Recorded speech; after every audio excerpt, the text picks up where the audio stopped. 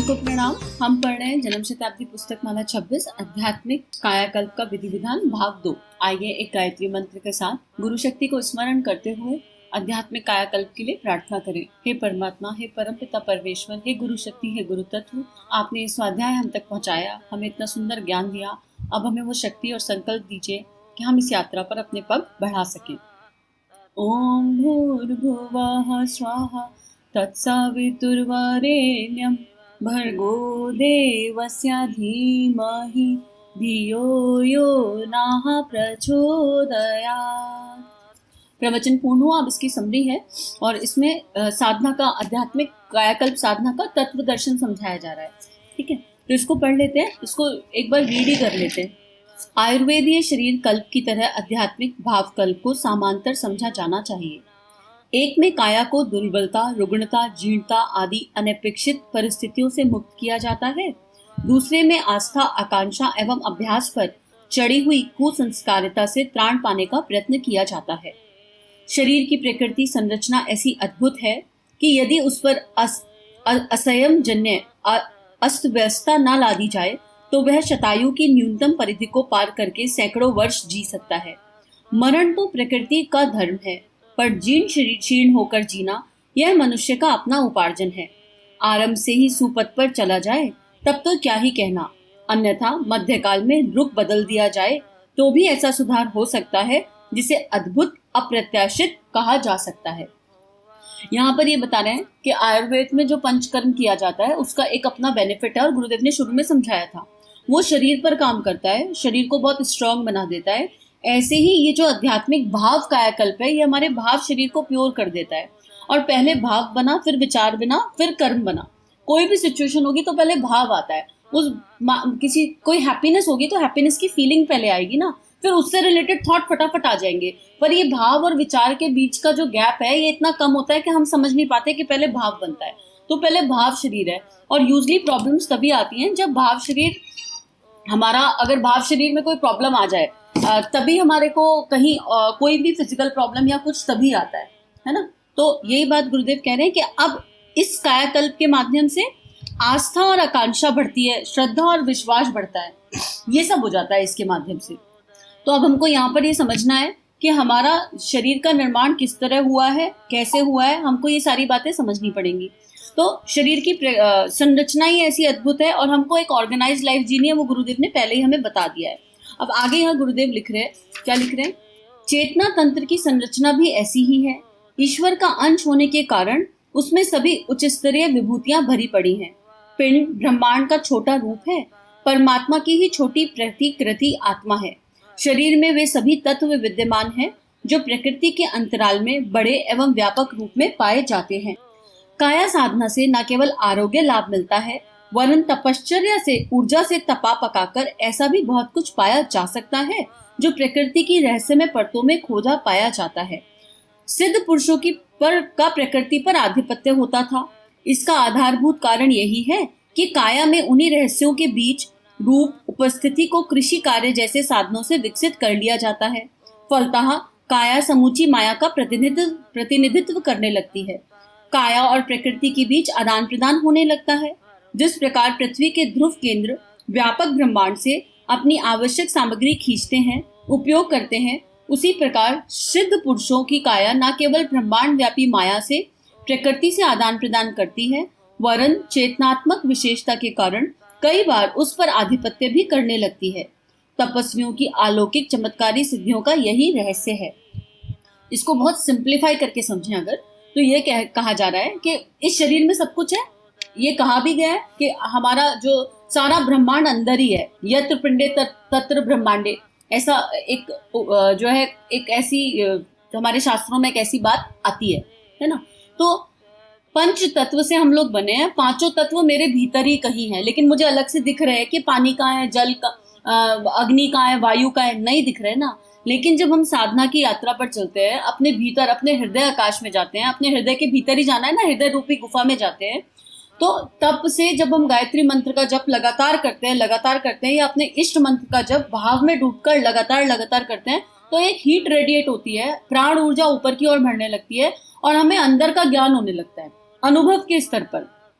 अच्छे तरीके से अंदर का ज्ञान होने लगता है। तो बहुत सिंप्लीफाई वर्जन है। कुछ यात्रा अनुभव की होती है, अनुभूति की होती है, कुछ चीजें ना एक्सप्लेनेशन से परे है। आपने यात्रा की नहीं तो पहला स्टेप तो यही है कि इतनी सारी बात बताई जा रही है तो करके देख लो। जब आप करके देखोगे तो भाव जागेगा, भाव जागेगा तो कई बार अकारण अश्रु आएंगे, कई बार अकारण एनर्जी का फ्लो फील होगा और ऐसा लगेगा उस एनर्जी से पता नहीं समाज के लिए क्या कर दे, अपने लिए क्या कर लें, परिवार के लिए क्या कर लें, दुनिया के लिए क्या कर लें। पर ये सब अनुभव के स्तर की बात है, अनुभूति के स्तर की बात है। तो अगर अब यहाँ तक पहुंचे, अगर ये पुस्तक हम तक पहुंच रही है तो पहला स्टेप उपासना, साधना, आराधना, भाव शरीर को समझना, नियमितता, रेगुलरिटी के साथ करेंगे तो यहाँ पर जो लिखा जा रहा है ना, पंच तत्वों को समझना बहुत आसान हो जाएगा। यूं तो सारी ऊर्जा सूर्य में, सविता में, हर चीज सविता के प्रकाश से चल रही है। सूर्य के बिना पृथ्वी का एग्जिस्टेंस नहीं है। The only visible God is sun. लेकिन हमको फिर भी बाहर से पोषण चाहिए। प्रोटीन चाहिए तो प्रोटीन वाली चीजें खाओ, विटामिन चाहिए तो विटामिन वाली चीजें खाओ। और क्यों ना मैं अपना संपर्क डायरेक्ट सूर्य से बैठा लूं, डायरेक्ट सविता का ध्यान करना शुरू कर दूं, तो क्या मुझे पोषण नहीं मिलेगा? सिद्ध सन्यासी कई बार कुछ खाते पीते नहीं, गुरुदेव ने क्या खाया, लेकिन उनके शरीर में कोई कमी आई क्या? नहीं आई, क्योंकि वो उस शक्ति से डायरेक्ट कनेक्टेड हो गए। मूल स्रोत तो वही था ना, वो उससे कनेक्ट हो गए तो सारा पोषण मिलने लगा और तीनों शरीरों को मिलने लगा। तो यही बात यहाँ कही जा रही है कि जब हम इस यात्रा पर चलते हैं तो ऑटोमेटिकली होने लगता है। लेकिन यहाँ मूल में यह है कि मैं सिद्धियां पाने के लिए यात्रा ना करूं। अरे हम इसलिए यात्रा कर रहे हैं कि हमको फलाने तत्व पर अपना आधिपत्य चाहिए या हमको फलानी सिद्धि चाहिए। अगर ये सब थॉट है तो फिर मूल गड़बड़ा गया। मूल इतना समर्पण, बस परमात्मा की चाह होना, बस इससे ज्यादा कुछ भी नहीं है इस यात्रा में। फिर आप जो मर्जी करा लो, फिर आप कैसे मर्जी रख लो, मूल में वही बात है। तो आगे गुरुदेव यहाँ यही समझा रहे हैं। थोड़ा इसको हम सिंप्लीफाई समझेंगे तो ही हमारे लिए अच्छा है, क्योंकि हम कौन सी क्लास में उस पर भी डिपेंड करता है। और ये स्वाध्याय की समरी एक बार सब लोग खुद भी रीड कर लीजिए। योग किसी शारीरिक या पदार्थ परक हलचल का नाम नहीं है, जैसा कि आमतौर से आसन, प्राणायाम या नेति धोती आदि को बताया जाता है। ये शरीर और मन के व्यायाम भर हैं जो प्राकारांतर से आत्म परिष्कार में सहायक सिद्ध होते हैं। तत्वतः योग अंतराल पर चढ़े हुए अवांछनीय आच्छादनों को हटाने और उनके स्थान पर उच्च स्तरीय परिधान पहनाने की भावनात्मक प्रक्रिया है। आजकल योगा वर्ड आ गया और योगा को हम सोचते हैं आसन है, एक्सरसाइज करना है, फ्लेक्सिबिलिटी है बॉडी की, वो इम्पोर्टेंट है। लेकिन योग का मतलब है एडिशन किसका? आत्मा का परमात्मा से मिलन, भावनाओं का जागरण, देवीय भावनाओं का जागरण, अंदर से सारी अवांछनीयताओं का, सारे कुसंस्कारों की क्लीनिंग, वो योग है। जब बिल्कुल बांसुरी के जैसे क्लियर हो गए, क्लीन हो गए, तो मेरा कृष्ण मुझे बजाए और मैं बच जाऊं। योग मतलब केवल उतना ही है। पर जो डेफिनेशन योग की है समाज में फैली हुई इस टाइम 50% लोगों में, 60% लोगों में, that is not the right definition. तो गुरुदेव यही बता रहे हैं कि बहुत बड़ी चीज है योग। और ये सारे क्रियाकल्प, कायाकल्प, साधना, ये सब कुछ योग ही है। बस मेरे परमात्मा से, मेरे इष्ट से योग हो जाए, और ऐसा योग हो जाए कि ये भी पता न चले कि मैं हूं कि मेरा इष्ट है, मुझे खुद को भी अनुभव ना हो। वहां तक जाने की प्रक्रिया और वो भावनाओं के आधार पर ही संभव है। उसमें अभ्यस्त आदतों के रूप में स्वभाव का अंग बनी हुई कुसंस्कारिता की जड़ें काटनी पड़ती हैं। उन झाड़ झंकाड़ों के स्थान पर उच्च स्तरीय आस्थाओं को अंतराल में उगाना, परिपुष्ट करना होता है। अंतः क्षेत्र का यह समुद्र मंथन ही योग है। खारे निषिद्ध जलाशय को मथकर किसी समय विश्व वारुणी को हटाया और अमृत जैसी अनेक विभूतियों को हस्तगत किया था। संक्षेप में आंतरिक परिष्कार का नाम योग और प्रक्रिया में संयम, अनुशासन का समावेश तब कहा जा सकता है। आंतरिक परिष्कार, इनर ट्रांसफॉर्मेशन का नाम योग, और प्रक्रिया में संयम, अनुशासन, डिसिप्लिन और क्या हो गया, संयम, अनुशासन का समावेश तप, ये तप है कि हम हर चीज को कंट्रोल करके चलें।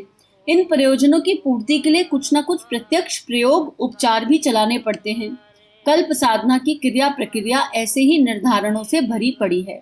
हर चीज की अपनी एक इम्पोर्टेंस है, अपना एक रोल प्ले है, लेकिन हम किसी में अटक ना जाएं। मूलतः भाव है। जैसे मान लीजिए अगर आप केवल शरीर के स्तर पर कर रहे हैं, आप योगी हैं और आपको आसनों का बहुत अभ्यास है, लेकिन और आप लगे हुए आसन करने में, खूब 4-4 घंटे 5-5 घंटे योगा अभ्यास करते हैं, तो आपके शरीर में फ्लेक्सिबिलिटी आ जाएगी, लेकिन एक टाइम पर उसका भी व्यसन हो जाएगा।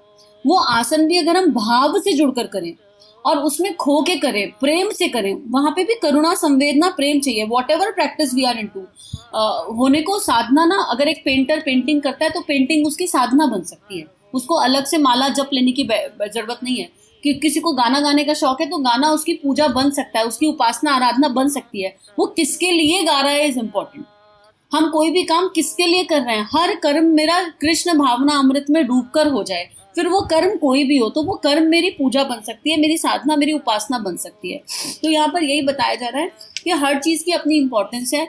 लेकिन अगर हम कुछ पाने के लिए कर रहे हैं, जैसे किसी इसको कैसे एक्सप्लेन करना है, गुरुदेव ही समझा सकते हैं ये चीज, कि हम ना कई बार अटक जाते हैं, बहुत ज्यादा अटक जाते हैं। जैसे मान लो अगर किसी ने 2, 3, 4, 5 साल अस्वाद कर लिया, तो अगर वो भाव से नहीं हुआ और वो तप के माध्यम से हुआ, तो हम अस्वाद करते हैं का भाव आ जाएगा, मैं अस्वाद व्रत करती हूँ या करता हूँ। तो ये भी एक कहीं ना कहीं सूक्ष्म ईगो हो जाएगी। और अगर हम भाव से जुड़कर करें, अरे मेरा परमात्मा मुझसे करा के ले गया, तो हमें कुछ एहसास ही नहीं होगा कि क्या कर रहे हैं क्या नहीं कर रहे। चलिए खैर, इस यात्रा पर चल के देखते हैं, तभी ये बातें समझ में आएंगी कि गुरुदेव क्या कहना चाह रहे हैं, इसकी गहराई क्या है। लेकिन एटलीस्ट पहला पग तो पढ़ा है, इम्पोर्टेंट है अब वो रास्ता चलना, उस पग पर उस रास्ते पर अपना पग रखना, वो इम्पोर्टेंट है। एक पैराग्राफ और ले लेते हैं। कल्प साधकों को उपवास, जप, स्वाध्याय, सत्संग जैसे दैनिक कृत्यों की पूर्ति तो शास्त्र परंपरा के अनुसार करनी ही चाहिए, क्योंकि धूल रोज जमती है। तो धूल की सफाई के लिए ये इम्पोर्टेंट है। घर को गंदा तो नहीं रखेंगे ना, शरीर घर है, माइंड भी घर है, भावनाएं भी घर है, इसकी सफाई करनी जरूरी है। और उसकी सफाई के लिए उपवास, जप, स्वाध्याय, सत्संग करना पड़ेगा। और शरीर भाव में आए तो शरीर भाव के संस्कार लेकर आए हैं, जन्म जन्मांतर की यात्रा है। पर साथ ही यह भी नहीं भूलना चाहिए कि यह अवधि तत्वतः अंतर जगत की गुत्थियों को सुलझाने के लिए किए जाने वाला मंथन है। यही बात यहाँ पे गुरुदेव बहुत सिंप्लीफाई लिख रहे हैं, यही बात समझाने की बात है कि ये सब करना है, उपवास, जप, स्वाध्याय, सत्संग करना है, लेकिन हमें मूल नहीं भूलना। कि मूल क्या है? अंतर जगत की गुत्थियां सुलझाना। मेरा भाव शरीर एकदम पोला हो जाए, एकदम बांसुरी जैसे बन जाए, अंदर से इतना क्रिस्टल क्लियर हो जाए कि हमारा गुरु हमें बजाए और हम बसते चले जाएं। उसी को चिंतन एवं मनन कहते हैं। इस क्रिया रहित प्रक्रिया को चंद्रायण कल्प का मेरुदंड आधार कहना चाहिए। आई होप गुरुदेव ये बात हम सबको अनुभव के स्तर पर, अनुभूति के स्तर पर समझा सकें, क्योंकि गुरु की कृपा से ये गहरी बात समझ में आ सकती है। एल्स तो बहुत ही मुश्किल है समझ पाना कि गुरुदेव यहाँ क्या कहना चाह रहे हैं। सब कुछ इम्पोर्टेंट है, लेकिन मेरा मूल उद्देश्य मुझे स्मरण रहना चाहिए। सारे जप, और एक ऐसी भी स्थिति आती है जहाँ संकल्प से परे होके संकल्प हो जाते हैं। जैसे मेरे को अगर कोई गंदी आदत है तो मैंने संकल्प उठाया, मैं 40 दिन ये काम नहीं करूंगी और इसकी बदले कोई अच्छा काम करूंगी। प्रैक्टिस करते करते करते करते बिना संकल्प के श्रेष्ठ कार्य होने लगते हैं। तो यात्रा वहीं तक है। संकल्प उठाना अच्छा है, संकल्प के साथ काम करना अच्छा है, देवीय शक्तियों का साथ मिलता है, पर अपने आप को वहां स्थित करना है कि सारे काम ऑटोमेटिकली अच्छे अच्छे होने लगे। आज के लिए इतना ही स्वाध्याय, और प्रार्थना है कि गुरु तत्व, गुरु शक्ति इस स्वाध्याय, इस प्रवचन को समझा सके और अनुभव और अनुभूति के स्तर पर हम सभी को ले जा सके। सभी को प्रणाम। हम सभी का जीवन गुरु शक्ति के सूक्ष्म सानिध्य। हमारे YouTube चैनल को सब्सक्राइब कीजिए और बेल आइकन पर क्लिक कीजिए ताकि आने वाली सभी वीडियो की नोटिफिकेशन आपको मिलती रहे। आप सभी को बहुत बहुत थैंक यू।